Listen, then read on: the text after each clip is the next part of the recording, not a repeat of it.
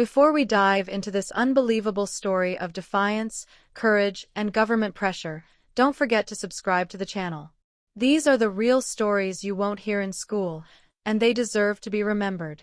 Our story begins in 1889, just a few years after the last shots of the Civil War had gone silent. In the dry, sunburnt lands of New Mexico, a black rancher named Elijah Carter owned something most men of his color were told they could never truly have: land. Not just a small patch either, but over 400 acres of fertile, mineral-rich soil bordered by 2 rivers.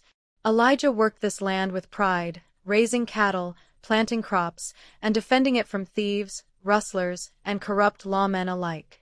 But his toughest battle wasn't against criminals. It came wearing shiny buttons, waving a flag, and carrying orders signed in Washington. Elijah wasn't just a rancher, he was a symbol. A former Buffalo soldier turned settler, he had earned his land through grit and government grants given to veterans. The white folks in the nearby town of Ash Hollow never truly accepted his presence, but they feared and respected him. His ranch, known as Carter's Line, had become an oasis in a place where most men struggled to grow even weeds. One day, word came down that the U.S. Army was expanding a nearby fort. The land Elijah owned just so happened to sit right where the military wanted to build a new railway depot. Officials offered him money, more than most men would see in a lifetime. But Elijah didn't blink. He didn't hesitate. He said no. They sent men in suits. Lawyers. Surveyors. White men with silver tongues and golden pens, promising Elijah riches and relocation. He listened to them, nodded, and showed them the boundary lines, ones that had been honored for over a decade. But when the papers came out and the signatures were requested, Elijah simply said, "This land is mine, not for sale." Days turned into weeks, weeks into months, and the tone began to shift. The letters became threats. The men stopped smiling. And one morning, Elijah woke up to see smoke rising from the edge of his property. His barn was on fire. Elijah and his 2 sons rushed out with buckets, beating down the flames with soaked blankets and sand. The fire destroyed half his hay, 3 fences, and left scorch marks near his cattle pen. No arrests were made. No one investigated. And when Elijah rode into town to confront the sheriff, he was told to mind his manners and take the deal. But Elijah wasn't raised to cower. Not after serving 10 years in a segregated regiment, fighting Apaches and bandits alike. He returned to his land with a loaded rifle and posted signs around the ranch that read, "No trespassing, no selling, no fear." The next move came quietly, a notice pinned to his gate, marked with a red seal. It declared his land under federal review for eminent domain. The government claimed it had the right to seize the property for public interest. Elijah tore the paper in half and burned it right there in front of the official who delivered it. The man simply tipped his hat and rode off, whispering that Elijah would regret that decision. The rancher didn't respond. He went inside, locked the door, and started making preparations. If they wanted a war, they'd find a soldier waiting. What followed shocked the entire county. At dawn, wagons rolled in, dozens of them, followed by a long line of cavalry. Over 100 soldiers from Fort Blair surrounded Carter's Line, setting up temporary posts, marking lines in the dirt, and treating Elijah's land like enemy territory. The townsfolk watched from a distance, stunned and silent. This wasn't a skirmish with outlaws or rebels. This was the U.S. Army mobilizing against a single man who dared to say no. Elijah, standing on his porch with a rifle across his chest, didn't move. He simply stared down the line of blue coats until the commanding officer stepped forward. Colonel Jacob Morris, a grizzled man with sharp eyes and a clipped mustache, approached with 2 lieutenants at his side. He addressed Elijah like a gentleman, offering him one final chance to sign the papers and leave peacefully. Elijah asked just one question: "If I was a white man, would you surround my land with guns?" The colonel didn't answer. Instead, he handed over the final document, an order of removal, signed by a federal judge. Elijah took the paper, read every word, then spit on the ground and walked back into his house without another word. What happened next would become the stuff of local legend. For 3 full days, the army held its position. No gunfire. No violence. Just a standoff. One man versus a wall of soldiers. But Elijah wasn't alone. On the second night, riders began arriving. Other black ranchers, ex-soldiers, and even some poor white neighbors who'd done business with him. They came with supplies, with rifles, and with quiet determination. They didn't say much. They just stood near the fences, forming a living wall behind Elijah's gate. And the colonel realized something. This wouldn't be an easy eviction. Pressure from Washington increased. The newspapers got hold of the story, with headlines reading Army versus Negro landowner and Veteran refuses federal order. Public opinion became divided. Some saw Elijah as a stubborn fool, others as a hero standing against injustice. Senators debated the legality. Church groups sent letters of support. Even the president's office issued a vague statement about respecting the rights of all citizens. But Elijah didn't care for politics. He just wanted what was his. And he had no intention of giving it up without a fight, legal or otherwise. On the 4th morning, Colonel Morris returned, not with soldiers, but with a federal mediator. This man, a quiet judge named Thaddeus Green, had read Elijah's military record, seen the deeds, and walked every inch of the property. In a private tent, he met with Elijah and reviewed the situation. Hours passed. Then came silence. Then a handshake. The army broke camp by nightfall. Elijah's ranch remained untouched. In exchange, he agreed to lease a small section of the southern field for limited rail access, but the homestead, the barn, the graves of his wife and daughter, and the family home? Off limits. Forever. The rancher stood tall on his porch, watching the dust rise on the horizon. He knew that sound. Boots, hooves, wagons. It wasn't just a few men. It was the full force of the U.S. Army. Soldiers on horseback, rifles slung across their backs, marching toward the wooden gates of his land. He gripped the old shotgun hanging by his side, not out of fear, but to remind himself he still had a choice. He'd buried blood and memory into this soil. This land wasn't just his. It was him, and if they wanted it, they'd have to take more than the deed. The captain leading the company raised his hand, signaling the troops to stop. "Mr. Cole," he called out, "we come with authority from the United States government." Cole didn't flinch. The silence between them stretched like a drawn-out drawl, tense and heavy. The captain continued, explaining the land's newfound value, something about minerals beneath the earth, worth more than gold. But Cole wasn't listening. His gaze was fixed on one soldier in particular, a young man whose eyes mirrored someone from his past. A resemblance so sharp it felt like a blade turning in his chest. The soldier was named Thomas. Fresh-faced, nervous, clutching his rifle like it might anchor him to the moment. Cole watched him closely, the same way a man studies a snake in the grass.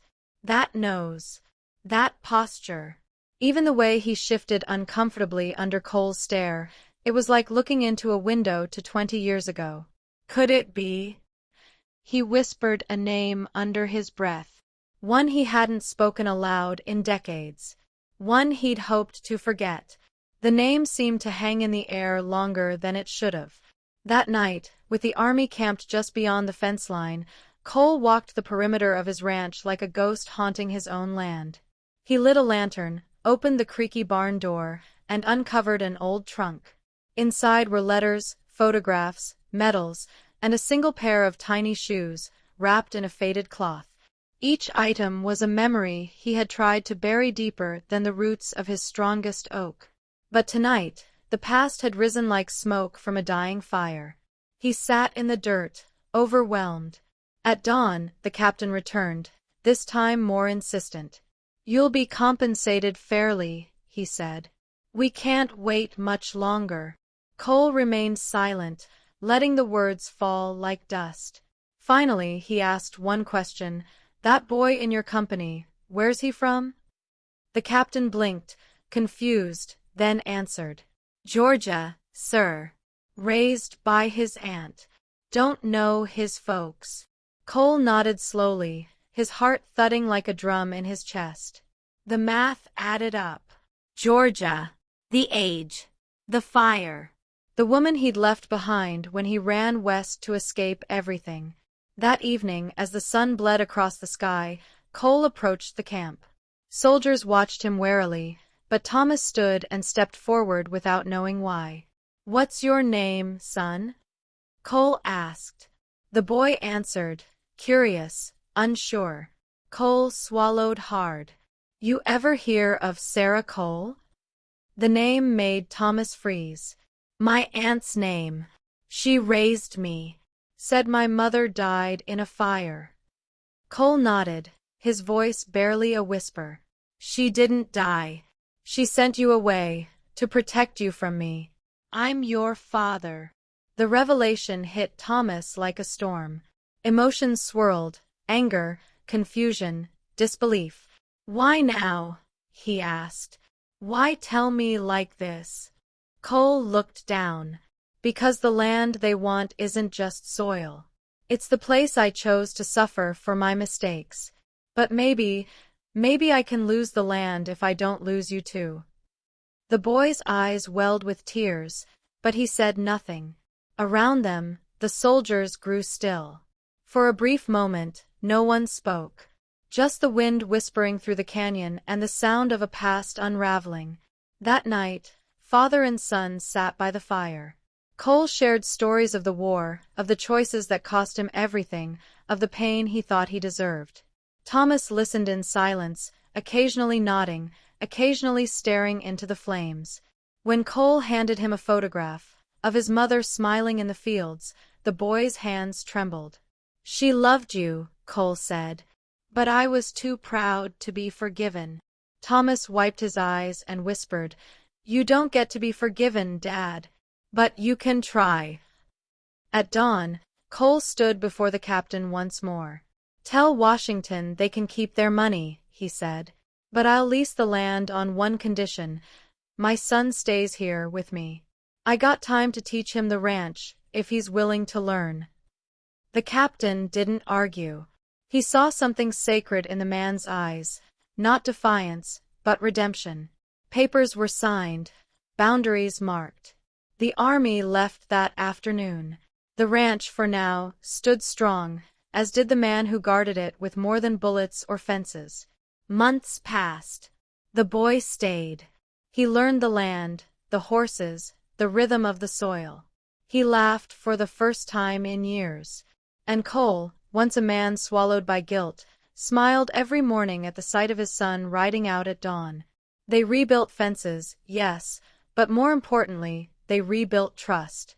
And every evening, they sat by the same fire, under the same stars, no longer haunted by what was buried.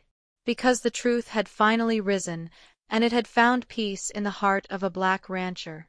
The air was heavy with silence as the dust settled. Soldiers stood still, hands gripping rifles, but not a single shot had been fired. The black rancher, tall and stoic, remained planted in front of his home, eyes locked with the commanding officer. After hours of tense standoff, a quiet whisper moved through the troops. This wasn't just a man protecting his land. It was a man guarding something sacred, something far deeper than ownership or profit. The officer, sensing this wasn't a battle to be won with force, lowered his weapon and stepped forward slowly. Every man behind him followed suit, not a command shouted, not a threat uttered. What happened next shocked even the hardened rancher. Instead of confrontation, the army asked for a conversation.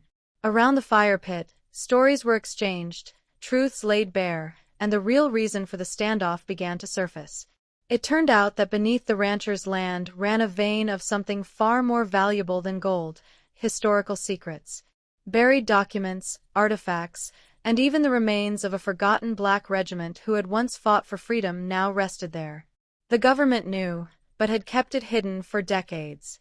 The land was once a camp, a burial ground, and a training post during the Reconstruction era, wiped from maps and memory. The rancher's refusal to sell wasn't stubbornness, it was protection. He had uncovered a portion of these truths over the years and vowed never to let the stories be erased again. The army, pressed by orders but moved by honor, had to make a choice: enforce silence or preserve history. What they chose would change everything. An agreement was reached under the stars, not with signatures, but with understanding. The ranch would remain untouched. But with the rancher's permission, historians, archaeologists, and descendants of the fallen soldiers would be welcomed to the land. A memorial would be built, not by the government alone, but by the community, with the rancher leading the project. In a place once surrounded by rifles, now rose plans for remembrance and respect. The commanding officer, before leaving, removed his hat, extended his hand, and called the rancher a patriot. Not one by title, but by action. That night, the wind carried more than desert air. It carried the sound of something long buried coming back to life. News of the peaceful standoff and the hidden history spread like wildfire. Local reporters arrived first, then national networks, each eager to tell the story of the man who faced down the U.S. Army without firing a shot. But the rancher refused most interviews. "This ain't about me," he'd say. "It's about them who ain't here to speak." Instead, he gave the platform to descendants, to historians, and to elders who had long been silenced. School buses began arriving weekly. Children of all backgrounds stood where once soldiers had stood, learning the truth not found in textbooks. The ranch became more than a homestead. It became a classroom, a museum, a chapel, a home for the past. Years passed. The once solitary figure now stood among allies, students, and seekers. The army would return, this time not with weapons, but with medals. One in particular was placed gently in the rancher's hand, a long overdue honor for his grandfather, who had served in silence during a war that barely acknowledged him. Tears welled in the old man's eyes, not for himself, but for the lineage that had been buried beneath history's rubble. He wore the medal not on his chest, but on a plaque by the memorial, surrounded by others like it, each telling a forgotten story. The wind that once carried dust now carried legacy. Every year, on the same date, a gathering would take place at the ranch. They called it the Day of Refusal, honoring the moment one man stood his ground and uncovered an entire chapter of buried truth. Musicians played, elders spoke, and children read letters from the past. The rancher, now with silver in his beard and fire still in his eyes, would sit quietly on his porch, tipping his hat as each visitor passed. "Don't thank me," he'd often say. "Thank the ones who came before me." The land wasn't just soil anymore. It was sacred ground, baptized in blood, resistance, and finally, respect. The rancher's story made it into books, documentaries, even films. But none of them quite captured the stillness of that moment, when rifles lowered and truth rose. He once joked, "I didn't expect to get famous for saying no," but that no had echoed far beyond the canyon walls. It had reached classrooms, boardrooms, even Capitol Hill. Laws were proposed in the wake of his stand, laws to protect historical Black lands, to fund the preservation of hidden history. What started as a standoff became a movement, one that no one could stop anymore. In his final years, the rancher still rose at dawn, still fed the horses, still rode the fence lines. But now he was never alone. Students shadowed him, learning how to care for land and legacy. He taught not with lectures, but with stories, silences, and side-eyes that said more than words ever could. He never claimed to be a leader, but that's exactly what he was, just not the kind in a suit or behind a podium. His leadership was quiet, rooted, and lasting. Even in fading strength, his voice held weight. When asked what kept him going, he answered, "The truth don't walk by itself. Somebody's gotta carry it." And so it was that, when he passed, the world felt the tremor. His funeral was held on the land he never sold, surrounded by flags of all the units who'd once trained there. Veterans saluted. Children wept. Leaders bowed. But the real tribute wasn't in words, it was in the silence that followed, the kind that settles deep and demands reverence. The plaque by the gate reads, "He refused to sell and gave us back our story." His land remained untouched, not just by law, but by love. And if you listen close on a quiet morning, you might still hear boots in the dirt, history whispering, and a black rancher saying, "This here? This matters." If this story moved you, don't forget to subscribe to the channel. Your support helps us bring more hidden voices to light. Leave a comment, like the video, and share it with someone who needs to hear this today.